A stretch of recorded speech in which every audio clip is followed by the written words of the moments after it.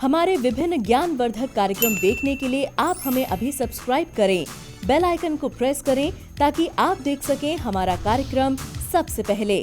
और अधिक जानकारी के लिए फेसबुक पेज को लाइक करना न भूलें। जय मां इंद्राक्षी। इंद्राक्षी धाम में दर्शकों आप सभी का हम हार्दिक स्वागत करते हैं। आज के दिन जिन जातकों का जन्म दिवस है, मैरिज एनिवर्सरी है, उन सभी को हमारी तरफ से बहुत बहुत शुभकामनाएं। आज जितने भी हमारे ज्योतिष के छात्र हैं, हम उन्हें एक चीज बताने वाले हैं नक्षत्र के बारे में। कैसे? अगर एक ही नक्षत्र में पिता और पुत्र का जन्म हो तो वो अच्छा नहीं होता। ऐसे ही पुत्री और माता का एक ही नक्षत्र में जन्म हो वो भी अच्छा नहीं होता। और यदि ऐसा हो जाए तो उसका प्रभाव क्या आता है और उसके उपाय क्या बनते हैं। आइए पहले आज का हम पंचांग भी देख लेते हैं। 3 अक्टूबर सन 2021 दिन रविवार, आश्विन माह, कृष्ण पक्ष, संवत 2078, तिथि द्वादशी, नक्षत्र मघा, राहु काल 4:30 से 6, दिशा सूल पश्चिम दिशा। पीछे भी हमने नक्षत्रों के कुछ चैप्टर आपको पढ़ाए, तो ये छोटा सा चैप्टर है लेकिन आपके काम आएगा। इसलिए जितने भी ज्योतिष प्रेमी हैं, इस चैप्टर को अपनी डायरी में आप नोट कर लेना। अब हमारे 27 नक्षत्र होते हैं, ये हम पिछले चैप्टर्स में आपको पढ़ा चुके हैं। 28वां नक्षत्र अभिजीत माना जाता है। नक्षत्रों की क्या क्या अपनी खूबियां होती हैं, बहुत सारी ऐसी बातें हम बता चुके हैं। अब देखो, जैसे रोहिणी नक्षत्र में पिता का जन्म हुआ है और रोहिणी नक्षत्र के उसी चरण में पुत्र का भी जन्म हो जाए, अब ये तो एक इत्तेफाक ही हम इसको कह सकते हैं। हर नक्षत्र के कितने चरण होते हैं? 4 चरण होते हैं। पिता पुत्र का समान नक्षत्र में जन्म होना, उन दोनों में से एक के लिए, चाहे शारीरिक रूप की बात करें, मानसिक रूप की बात करें, आर्थिक रूप की बात करें, उन दोनों में से एक के लिए शुभ नहीं है। ऐसे ही माता और पुत्री का एक ही नक्षत्र यदि परिवार में हो तो सेम स्थिति उनकी भी रहेगी। ऐसे ही यदि भाई का भाई के ही नक्षत्र में जन्म हुआ, या बहन का बहन के नक्षत्र में जन्म हुआ, या बहन भाई का सेम नक्षत्र में जन्म हुआ, तो वो भी अच्छा नहीं है। अक्सर आपने देखा हो, कई बार जुड़वे बच्चे पैदा होते हैं, तो जुड़वा बच्चे जो पैदा होते हैं उनमें से सेम ही नक्षत्र आएगा दोनों का। अक्सर उसमें ये देखने को मिला है आपको, आप कभी इस चीज़ को गौर कीजिएगा, एक बच्चा उसमें बीमार रहेगा, दुर्बल रहेगा। और कई बार, मुझे कहना नहीं चाहिए, एक बच्चा कई बार आयु भी कम लेकर के आता है, यानी कि एक के लिए सही नहीं होता। इसीलिए कहने का मेरा भाव ये होता है कि ऐसी स्थिति यदि आ जाए तो हमें क्या करना चाहिए। सबसे पहली बात, फिर अपनी लाइन को दोहरा रहा हूँ, सबसे पहली बात, अच्छे से पहले तो ये जांच लें कि एक ही नक्षत्र में क्या वास्तव में दोनों का जन्म है। और ये आपको बताएगा वैदिक तरीका। आप अच्छे से किसी भी अच्छे एस्ट्रोलॉजर से मिलें, उनसे ये चीज़ परख लें कि दोनों का जन्म क्या एक ही नक्षत्र में है। जब तय हो जाए कि दोनों का जन्म सेम नक्षत्र में है, तो उस स्थिति में हमें कुछ उसके लिए विशेष उपाय होते हैं।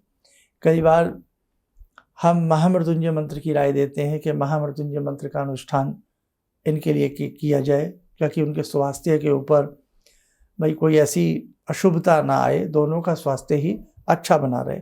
अब उन दोनों में से किसके ऊपर नकारात्मक प्रभाव आएगा, ये समय के हिसाब से व्यक्ति खुद समझ जाता है। धीरे धीरे जैसे जैसे व्यक्ति की आयु बढ़ती है, वैसे वैसे व्यक्ति की समझ में आने लगता है कि भाई एक व्यक्ति शारीरिक रूप में कमज़ोर हो रहा है, मानसिक रूप में दोनों में से कमज़ोर हो रहा है, या आर्थिक रूप में कमज़ोर हो रहा है। तो ये सब वक्त के हिसाब से धीरे धीरे ये बातें अनुभव में आई जाती हैं कि कहीं ना कहीं कोई जीवन में कमजोरी है और हमें उसका निदान करना चाहिए। अब देखो, यदि ऐसी स्थिति आपके परिवार में है या किसी के भी है, तो उसको हम निदान क्या कराएं। महामृत्युंजय मंत्र का अनुष्ठान दोनों के नाम से कम 2 बार कराया जाए। वर्ष में 1 बार और 2 सालों में, या जैसे 1 साल में करा लिया हमने, फिर 1-2 साल का गैप दे करके हम एक बार महामृत्युंजय मंत्र का अनुष्ठान पुनः कराएं। एक बात। दूसरी बात, दोनों का ही हाथ लगवा करके स्वर्ण का दान, सोने का दान जरूर करवाइए। अब आप कहेंगे साहब सोना तो बहुत महंगा है, कैसे होगा? कम से कम सोना ले लें, कम से कम। देखो, जीवन में यदि कठिनाइयाँ बहुत आ रही हैं, नुकसान बहुत हो रहा है, तो उससे तो अच्छा है कि हम थोड़ा सा, आर्थिक स्थिति हो ना हो, लेकिन थोड़ा सा सहयोग करें। अब वो सोना दान कहाँ करना है? किसी भी गरीब कन्या में, किसी भी गरीब कन्या का विवाह हो रहा हो, चाहे आप नाक का जो ये आता है ना मोती, ये तो बहुत सस्ता आता है ना, नाक का एक मोती ही सही आप किसी गरीब कन्या की शादी में उन दोनों का हाथ लगवा करके, जिनका सेम नक्षत्र हो, दे दीजिएगा। बहुत अच्छा लाभ मिलेगा। ऐसा आप 1-2 बार रिपीट कर सकते हैं। बहुत महंगा नहीं आता ये नाक का जो मोती होता है, इतना तो हम अगर बहुत ज़्यादा खराब समय को झेल रहे हैं, इतना हमें कर लेना चाहिए। आगे बढ़ते हैं। ऐसे ही उन दोनों के जो नक्षत्र है, जिस नक्षत्र में वो दोनों पैदा हुए हैं, पिता पुत्र हों या पुत्री माता हों या 2 बहनें हों या भाई भाई हों, जिस नक्षत्र में वो पैदा हुए हों, उस नक्षत्र की विधि विधान के साथ शांति करा ली जाए। बस ये थोड़ा सा उपाय इतना कराने से बहुत बढ़िया लाभ मिलता है। और दूसरी बात, यदि आप स्वयं उस नक्षत्र में पैदा हुए जिसमें आपका पुत्र, और वो चीज़ आपको बहुत लेट से पता लगी है, तो अब एक काम करिएगा, देवी अथर्वशीर्षम का प्रतिदिन 1 बार पाठ करिएगा, 1 माला महामृत्युंजय मंत्र की प्रतिदिन करिएगा और 3 माला गणपति की करिएगा। यदि ऐसी विधि विधान से आप कुछ समय 1-1.5 वर्ष ऐसा करते रहे, तो भी इसका प्रभाव आपके ऊपर से हट जाएगा। लेकिन वक्त रहते जाग जाएं, वक्त रहते किसी अच्छे मर्मज्ञ एस्ट्रोलॉजर को अपनी कुंडली आदि दिखा करके जान लें, तो ज़्यादा अच्छा रहता है। आइए मेरे साथ को समय अवसर आज की ध्यानमाला का। आज की ध्यानमाला में जुड़ते हैं भगवान श्री बटुक भैरव से। ओम करकलित कपाला कुंडली दंडपाणी स्तरुण तिमिर नीलो व्याल यज्ञोपवीते क्रतु समय सपर्याद विघ्न विच्छेद हेतुर जयति बटुकनाथा सिद्धिदा साधकानां। जयति बटुकनाथा सिद्धिदा साधकानां। ओम देव्यराज्य सेव्यमान पावनाग्रिपङ्कजं व्यालयज्ञसूत्रमिन्दुशेखरं कृपाकरं नारदादियोगवृन्दिवन्दितं दिगम्बरं काशिकापुरादिनाथ कालभैरवं भजे। भानुकोटिभास्वरं भवाब्दितारकं परं नीलकण्ठमीप्सितार्थदायकं त्रिलोचनं कालकालमम्बुजाक्षमक्षशूलमक्षरं काशिकापुरादिनाथ कालभैरवं भजे। शूलटङ्कपाशदण्डपाणिमादिकारणं श्यामकायमादिदेवमक्षरं निरामयं भीमविक्रमं प्रभुविचित्रताण्डवप्रियं काशिकापुरादिनाथ कालभैरवं भजे। भुक्तिमुक्तिदायकं प्रशस्तचारुविग्रहं भक्तवत्सलं स्तमस्तलोकलोकविग्रहं भूतसङ्गनायकं विशालकीर्तिदायकं काशीवासलोकपुण्यपापशोधकं विभुं नीतिमार्गकोविदं पुरातनं जगत्पतिं काशिकापुरादिनाथ कालभैरवं भजे। काशिकापुरादिनाथ कालभैरवं भजे। कवच बना लें, ध्यान करें, भगवान भैरव का, शिव का शुभ आशीष हम सबके ऊपर बरस रहा है।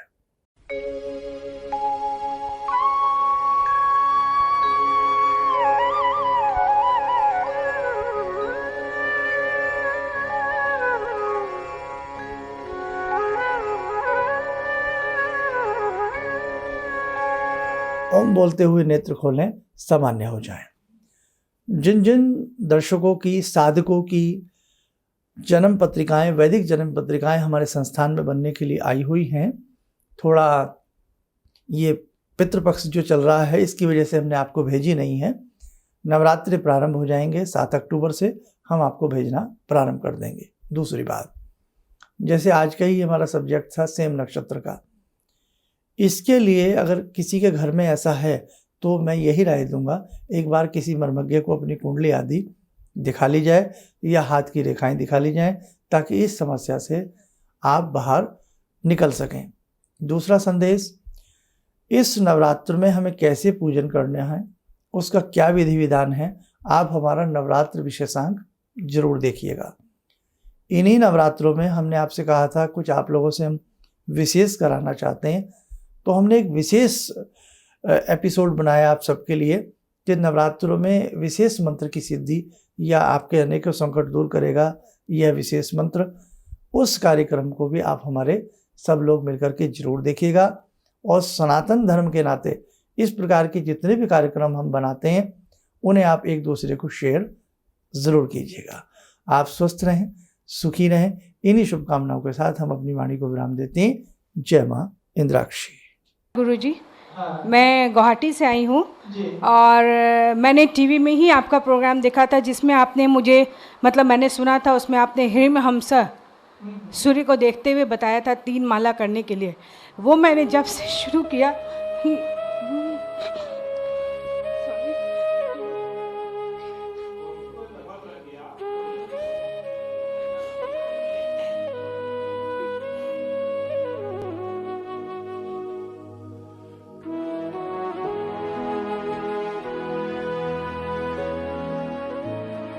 शक्ति से मैं बहुत मुसीबत में रही हूँ। एक पावर सा मेरे अंदर आया और मुझे एक नेगेटिविटी दूर हुई और मैंने ऐसा फील किया कि मैं उस प्रॉब्लम को फेस कर सकती हूँ। और अभी भी कंटिन्यू है मेरा वो, तब तक शायद जब तक मेरा जीवन रहेगा, जब तक मेरी प्रार्थना पूरी ना हो जाए। Thank you so much. किसी भी समस्या के समाधान के लिए मिले प्रसिद्ध हस्तरेखा एवं वास्तु विशेषज्ञ प्रोफेसर धर्मेंद्र शर्मा जी से। नोट, शिविर में भाग लेने हेतु एवं व्यक्तिगत रूप से मिलने के लिए कॉल करने का समय सुबह 10 बजे से शाम 6 बजे तक। हमारे विभिन्न ज्ञानवर्धक कार्यक्रम देखने के लिए आप हमें अभी सब्सक्राइब करें, बेल आइकन को प्रेस करें ताकि आप देख सकें हमारा कार्यक्रम सबसे पहले। और अधिक जानकारी के लिए फेसबुक पेज को लाइक करना न भूलें।